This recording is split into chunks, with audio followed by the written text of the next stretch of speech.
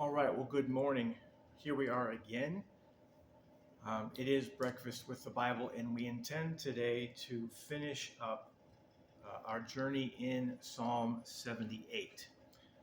So, the last verses we have for Psalm 78 are 65 through 72.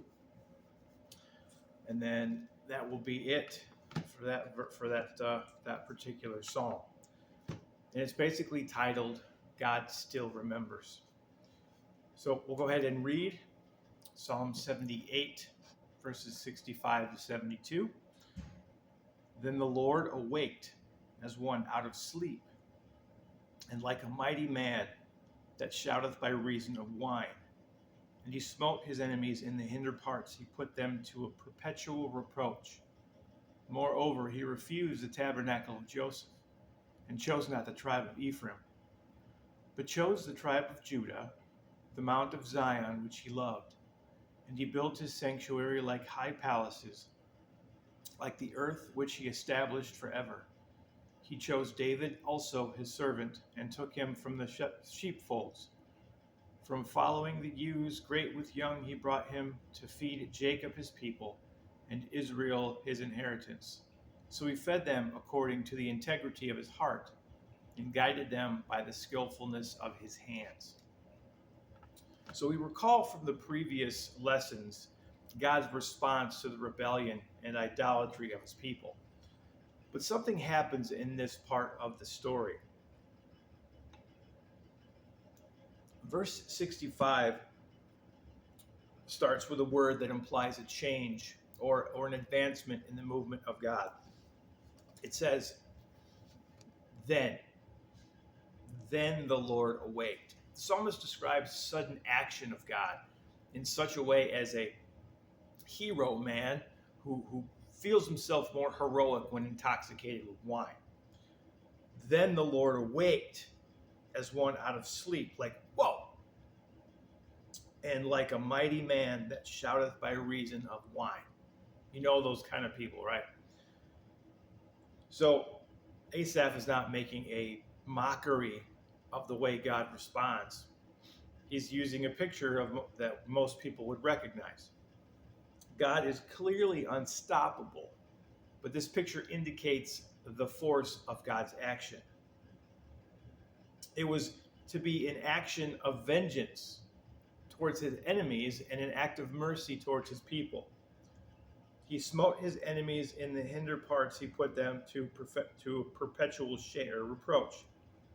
Moreover, he refused the tabernacle of Joseph and chose not the tribe of Ephraim. Verse 66 refers to 1 Samuel 55, when God exalted himself over the Philistines.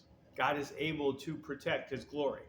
Rest assured, he will, regardless of what kind of steps he needs to take. Boyce says in regards to verses 67 to 69, which say, again, moreover, he refused the tabernacle of Joseph and chose not the tribe of Ephraim, but chose the tribe of Judah, the Mount Zion, which he loved, and they built his sanctuary like high palaces, like the earth which he hath established forever. There are always new beginnings with God. Ephraim is rejected, but here Judah is chosen. Shiloh is abandoned, but the ark is brought to Mount Zion. It's God's version of new beginnings all over the place. God chose not Ephraim, but chose Judah.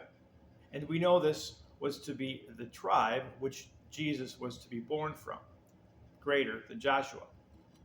He chose Mount Zion, it says, which he loved. The last four verses, he chose David, also his servant, and took him from the sheepfolds. From following the ewes great with young, he brought him to feeding Jacob his people, and Israel his inheritance. So he fed them according to the integrity of his heart, and guided them by the skillfulness of his hands.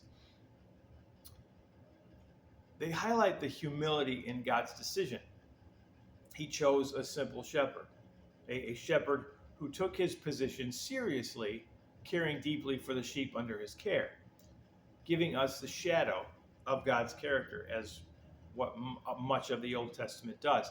God chose David to care for his people. Spurgeon wrote that David was upright before God and never swerved in heart from the obedient worship of Jehovah. Whatever faults he had, he was unfeignedly sincere in his allegiance to Israel's superior king. He shepherded for God with an honest heart. This teaching psalm ends with recognition. It's recognition of God's mercy and his intention towards his people. And Asaph's intent here is that we remember God's faithfulness, God's integrity, God's perfect skill in everything he does and allows. So as not to doubt him, not to complain, not to rebel against him. And I think of 1 John 2:1, where John gives the reason he is writing. In 1 John 2:1, he says, "My little children," this is my new believers or fellow believers or young believers, "these things I write unto you that you sin not." This is the purpose of Asaph's recollection of this history. It's so that we would remember the things of God and we would teach them to the next generation and so on, so that we sin not, so that we can remember God's faithfulness and that we know that his kindness leads us to repentance, so that his intent is both for his glory and our good. Our intent for both learning and teaching those things which tell us who God is should be to sin not. And as I said in a previous message, to perpetuate the teachings of God forever. It's a good psalm to read and reread, because we see the things that God is trying to do. He's encouraging his people to remember. He's encouraging his people to obey, not out of compulsion, but out of love for him.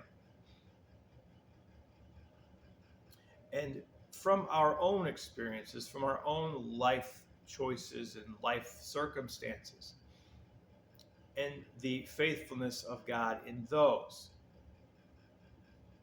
God's vision for us is to share those with our children and our children's children, so that they can recognize when God moves in their life. It's a good psalm to remember, it's a good psalm to share, and it's a perfect message for parents today, grandparents today, because we see the way this world is going, and remembering God's faithfulness is absolutely necessary in order for us not to lose hope after watching the news or hearing something on the radio or just stepping out your front door. So with all that being said, I encourage you to remember God's faithfulness, remember what he's done for you, and have confidence, as we've learned so many times, in his ability to do it again. I pray that this one encouraged you in some way or another. Please like and subscribe and do all those cool things you watchers do. And we will see you on the next one. Thank you, and God bless.